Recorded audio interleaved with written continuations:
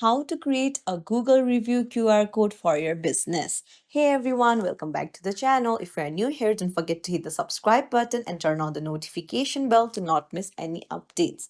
So, if you want to create a Google review QR code, then go to your Google Chrome and then search for Google review and tap on the first link.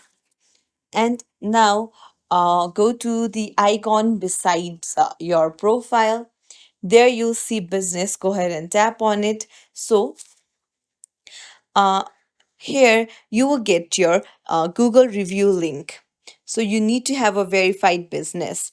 So after you get a Google review link, just copy the link and then go to create a QR code. You have to go to meqr.com.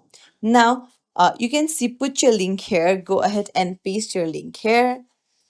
And now you can keep your QR name, and you can even put a category or it is optional, and tap on customize and download QR. And now MeQR will generate a QR code for you.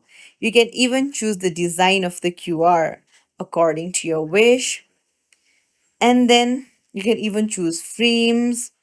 You can even choose a theme, and then you can even put additional text and change the pattern according to your wish, and just download it.